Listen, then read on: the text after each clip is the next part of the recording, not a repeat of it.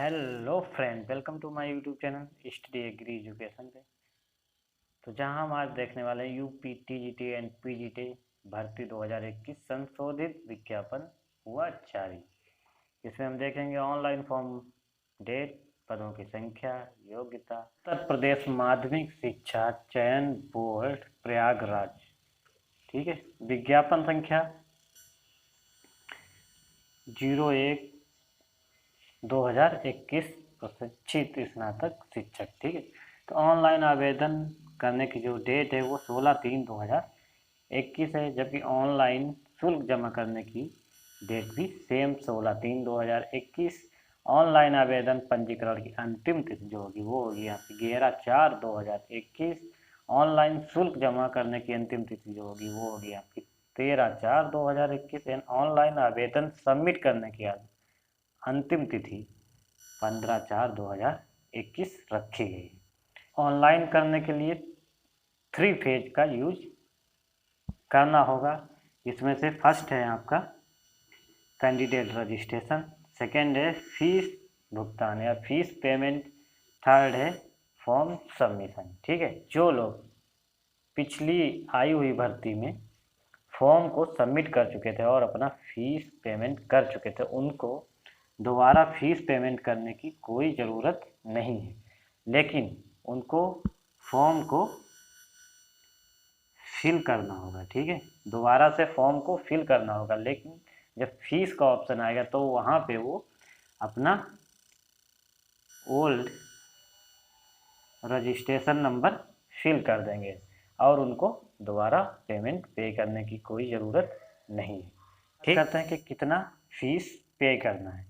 ठीक है, तो अनारक्षित वर्ग के लिए, जनरल कैंडिडेट के लिए जो टोटल पे होगा वो 750 रुपये होगा। EWS के लिए 450 रुपये होगा। अन्य पिछड़ा वर्ग के लिए 750 रुपये होगा। जात के लिए 450 रुपये होगा। अनुसूचित जनजाति के लिए 250 रुपये पे होगा। ठीक है, आयु सीमा, तो आयु सीमा 1 जुलाई 2021 को 21 वर्ष से कम नहीं होनी चाहिए। ठीक है, अगर लास्ट डेट होगी, अगर वो उस समय तक आपका जो भी एलिजिबिलिटी क्राइटेरिया उसको आप पूरा कर लेते हैं तो आप इसके लिए एलिजिबल माने जाएंगे। ठीक है, तो शैक्षिक योग्यता की, तो प्रशिक्षित स्नातक शिक्षक वर्ग के लिए 44,900 से लेके 1,42,400 पे लेवल जो होगा वो आपका 7 होगा। ग्रेड पे जो आपका होगा वो 4600 होगा। ठीक है,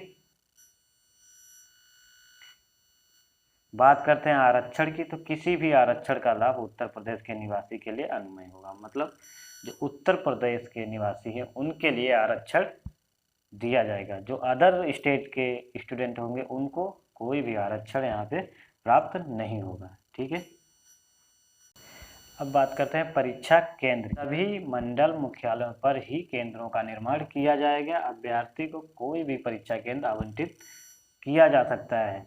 परीक्षा केंद्र, समय सारणी और अनुक्रमांक आदि की सूचना यथा समय दी जाएगी। ठीक है, यदि कहें भर्ती प्रक्रिया की, तो भर्ती प्रक्रिया में क्या रहेगा?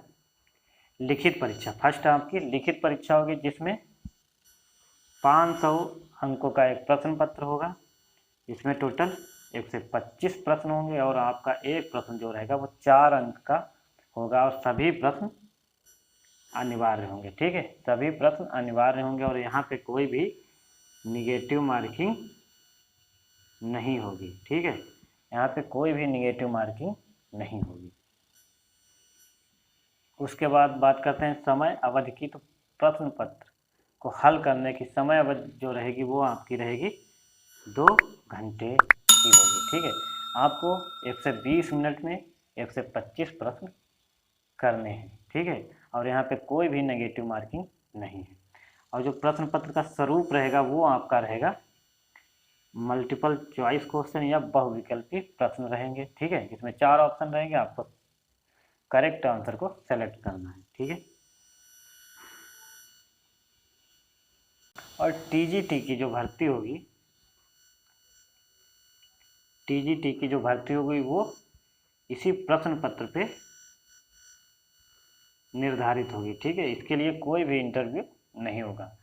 यहाँ पे जो इस परीक्षा को क्वालिफाई करेगा वो टीजीटी में सेलेक्ट होगा। ठीक है, यहाँ पे कोई भी इंटरव्यू नहीं लिया जाएगा। नंबर ऑफ सीट बालक वर्ग टीजीटी में, तो यहाँ पे आप देख सकते हैं कि सभी सब्जेक्ट दिए हुए हैं। ठीक है, तो हम बात करने वाले हैं कृषि की। तो कृषि में जो है जनरल में 84 सीट हैं, ओबीसी की 60 सीट हैं और एससी की 39 सीट हैं, जबकि एसटी की 1 सीट यहाँ पे दी हुई है, जबकि टोटल जो सीटें हैं वो हैं 184 सीट। इसी तरह से आप हिंदी में देख सकते हैं, जनरल में 1054 है, ओबीसी में 405 है, एससी में 276 हैं और एसटी में 7 सीट हैं। टोटल 1742 सीट दिए हुए हैं। ठीक है, और अगर टोटल सीटों की बात करें तो ये आपकी हो जाती हैं 11,195 सीट, जो बालक वर्ग में टीजीटी में आई हुई है। ठीक है, अब हम बात करते हैं बालिका वर्ग में टीजीटी की सीटें। ठीक है, तो बालिका वर्ग में आप देख सकते हैं टीजीटी की जो सीटें हैं वो हिंदी में 214 हैं, गणित में 167 हैं। ठीक है, इसी तरह से कृषि में 1 सीट है, यहाँ पे वो भी आपकी एससी की सीट है। ठीक है, उसके बाद अगर टोटल सीट की बात करें तो 1408 सीटें यहाँ पे दी हुई हैं। तो आप अपने सब्जेक्ट के हिसाब से इसमें सीट देख सकते हैं। ठीक है, और टीजीटी में अगर अर्हता की बात करें, एलिजिबिलिटी की बात करें, तो यहाँ पे आपका ग्रेजुएशन होना चाहिए प्लस आपके पास बीएड का या फिर उसके समकक्ष डिग्री अनिवार्य है। ठीक है, तो यहाँ पे आप किसी भी फॉर्म के लिए अप्लाई करते हैं तो उसमें आपका ग्रेजुएशन होना चाहिए। ठीक है, ग्रेजुएशन होना चाहिए प्लस आपके पास बीएड की डिग्री होनी चाहिए या उससे समकक्ष डिग्री आपके पास होनी चाहिए, तो आप एलिजिबल हैं टीजीटी में फॉर्म अप्लाई करने के लिए। ठीक है, हम बात करते हैं कृषि की। तो कृषि में आपके पास बीएससी की डिग्री होनी चाहिए प्लस आपके पास बीएड या समकक्ष आपके पास अर्हता होनी चाहिए, तो आप एलिजिबल हैं टीजीटी के लिए। ठीक है, इसी तरह से हर सब्जेक्ट में आपका ग्रेजुएशन होना चाहिए। और अब बात करते हैं हम पीजीटी की। ठीक है, पीजीटी की, तो यहाँ पे क्या है, सारी डेट सिमिलर हैं टीजीटी की और पीजीटी की। ठीक है, और अगर फीस की बात करें तो ये भी टीजीटी और पीजीटी की सेम फीस है। ठीक है, और पीजीटी में जो है आयु सीमा और टीजीटी की आयु सीमा सेम है, अर्हता भी सेम है, और अर्हता में यहाँ पे आपका एमएससी डिग्री कंप्लीट होना है, कहने का मतलब मास्टर डिग्री कंप्लीट होना चाहिए। ठीक है, अगर आप पीजीटी में अप्लाई करते हैं तो वो भी फॉर्म भरने की अंतिम तिथि तक। ठीक है, उसके बाद शैक्षिक योग्यता की बात करें तो यहाँ पे जो ग्रेड पे है वो हो जाता है आपका 4800, जबकि उसमें कितना था 4600 था। ये पे लेवल जो होगा 8 होगा और टीजीटी में 7 था। यहाँ पे 47,600 से लेके 1,51,000 प्रक्रिया पीजीटी की, किसकी, पीजीटी की। तो ये एकदम डिफरेंस है किससे, टीजीटी से। ठीक है, तो पीजीटी की जो भर्ती प्रक्रिया है उसमें क्या होगा, जो आपकी लिखित परीक्षा होगी वो आपकी 85% अंक की होगी, जबकि शेष में 10% जो आपका रहेगा वो आपका इंटरव्यू का रहेगा, जिसमें सामान्य ज्ञान के आधार पर 4 अंक आपको, व्यक्तित्व परीक्षण के आधार पर 3 अंक और अभिव्यक्ति की योग्यता के आधार पर 3% अंक मिलेंगे।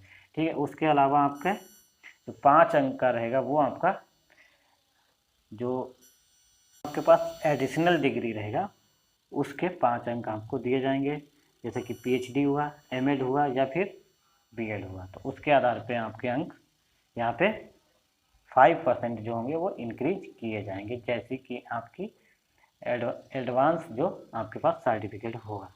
ठीक है, तो यहाँ पे जो है प्रवक्ता संवर्ग पद चयन प्रक्रिया निम्नवत होगी। ठीक है, तो इसमें क्या होगा, 425 अंक का आपका लिखित परीक्षा होगा, ठीक है। और उसके बाद आपका 50 अंक का जो होगा वो साक्षात्कार होगा, और उसके बाद 25 अंक जो रहेंगे वो आपकी उपाधि पे, जैसे डॉक्टर की आपके पीएचडी की डिग्री है तो उसके आधार पे आपको 10 अंक मिलेगा।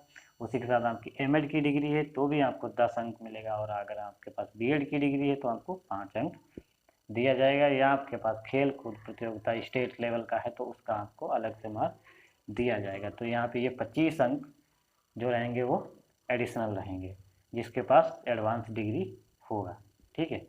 वैसे लिखित परीक्षा जो आपकी रहेगी वो 425 अंक की होगी, साक्षात्कार 50 अंक का होगा, ठीक है। और जो यहाँ पे टोटल अंक होंगे वो कितने होंगे, वो आपके 500 अंक होंगे, ठीक है। यहाँ पे 500 अंकों का टोटल पेपर होगा, जिसमें बात लिखित परीक्षा की, तो लिखित परीक्षा में आपके 425 अंकों का पेपर होगा, जिसमें 125 प्रश्न होंगे और एक प्रश्न के लिए 3.4 अंक होगा, और सभी प्रश्न अनिवार्य होंगे। यहाँ पे भी कोई माइनस मार्किंग नहीं होगा। यहाँ भी समय आपको 2 घंटे दिया जाएगा, और प्रश्न पत्र स्वरूप जो होगा वो आपका बहुविकल्पी या मल्टीपल चॉइस क्वेश्चन होगा, ठीक है। उसके बाद बात करते हैं सीटों की, ठीक है। तो पीजीटी में बालक वर्ग में जो सीटें हैं उनकी बात करते हैं। तो यहाँ पे जो टोटल सीटें हैं वो 2281 सीटें हैं, ठीक है। तो यहाँ बालक वर्ग में कितनी 2281 सीटें दी गई हैं, जिसमें से एग्रीकल्चर की बात करें अगर तो 16 सीटें यहाँ पे जनरल की हैं, 13 सीटें ओबीसी की हैं और 9 सीटें एससी की हैं। और टोटल जो सीटें हैं वो हैं आपकी 38 सीटें, ठीक है। तो 38 सीटें यहाँ पे आई हुई हैं एग्रीकल्चर की बालक वर्ग में, ठीक है। और टोटल सीटें अगर सभी सब्जेक्ट को मिला के देखें तो 2281 सीटें यहाँ पे आई हुई हैं।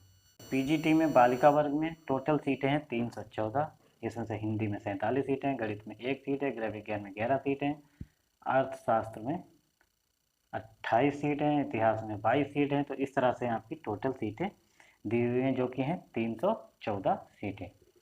आशा करता हूँ ये जानकारी आपको अच्छी लगी होगी। तो हमारे वीडियो को लाइक करें और हमारे चैनल को सब्सक्राइब करें और शेयर करना ना भूलें।